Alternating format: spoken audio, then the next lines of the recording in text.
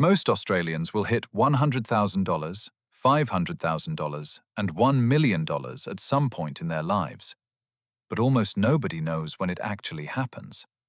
And the gap between when you think you'll get there and when the data says you will is massive.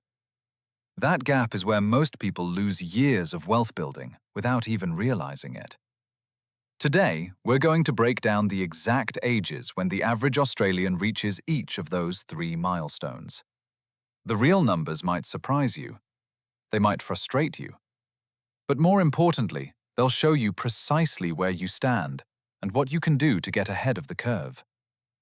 Let's start with the baseline.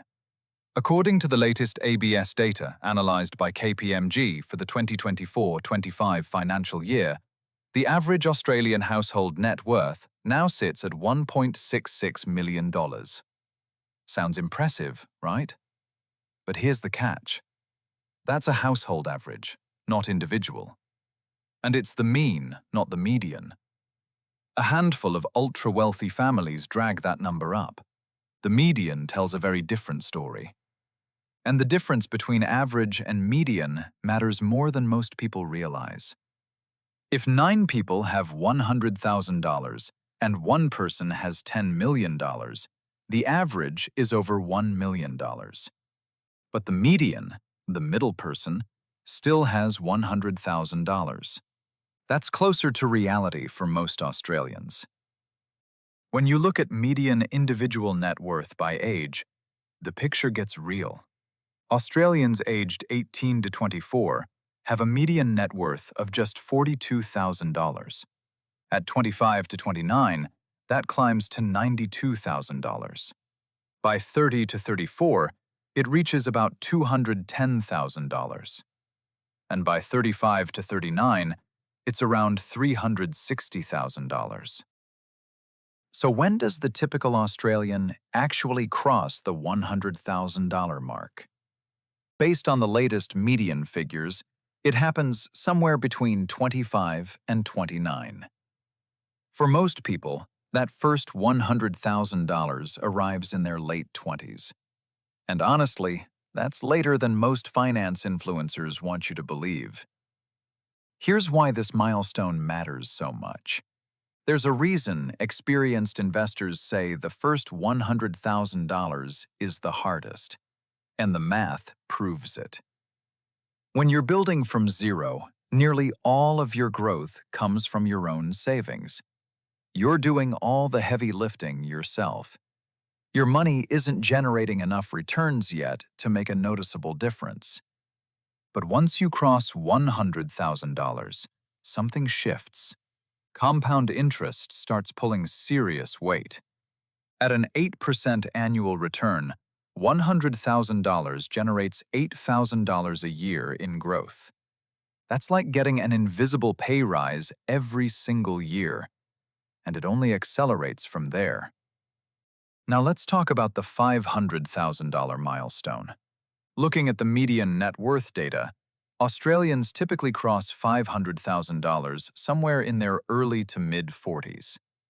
The median net worth for the 40 to 44 age bracket sits at $470,000, and by 45 to 49, it jumps to $610,000. So the crossover point for the typical Aussie lands right around age 43 to 45. But here's what's interesting.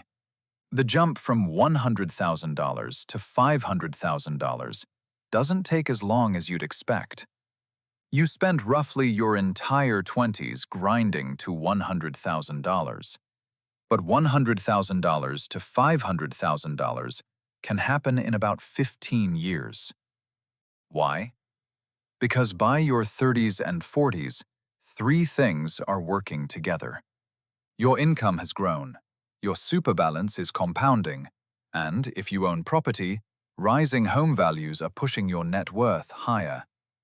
The KPMG data shows that 25 to 34-year-olds recorded the largest 5-year increase in household wealth recently, rising by 63% to an average of $550,000, largely driven by those who bought property just after COVID. Property is actually the engine behind most Australian wealth. Housing assets make up close to 70% of average household net worth. That's massive. And it explains why the wealth gap between renters and homeowners grows wider every single year. Now for the big one, $1 million. When does the typical Australian household cross into seven-figure territory? Based on the median net worth data, individual Australians hit $1 million right at the tail end of their working lives. The median net worth for those aged 65 to 69 is $980,000, which means many Australians barely reach this milestone before retirement. However, average household net worth crosses $1 million much earlier. According to McCrindle and KPMG, the average Australian household aged over 55 has a net worth exceeding $1 million, and wealth peaks between ages 55 and 64, where average household net worth climbs to $2,507,000. But averages can be misleading. The reality is that super balances tell a sobering story. The average super balance for men aged 60 to 64 is about $396,000, and for women, it's roughly $313,000. So, for many Australians, reaching $1 million in net worth depends almost entirely on property. Without a home, that milestone can feel nearly impossible. And here's another gap that doesn't get talked about enough. Women in Australia retire with significantly less super than men at every single age bracket. A woman aged 60 to 64 has on average $83,000 less in super than a man the same age. Whether it's time taken off for caring responsibilities, part-time work, or lower wages, the compounding effect of those earlier gaps hits hardest right when it matters most. So here's the real takeaway, and this is the part I want you to remember. The timeline is not fixed. These are averages, and averages describe what happens when people do what most people do. But you don't have to follow that path. If you can hit $100,000 by 25 instead of 29, you've bought yourself 4 extra years of compounding. At 8% annual returns, that alone could mean an extra $300,000 by the time you're 50. If you add just $200 extra per month to your investments starting today, you could reach $500,000 5 to 7 years earlier than the average. The data from CanStar shows most Australians save between $500 and $730 per month, depending on age. Even small increases above that average make an enormous difference over decades. A 30-year-old investing an extra $250 per month at 8% returns would add roughly $375,000 by age 60. That's the power of starting early and staying consistent. And don't overlook your super. Consolidating multiple super accounts into one could save you hundreds a year in duplicate fees and insurance premiums. The ATO estimates around 4 million Australians still hold 2 or more super accounts.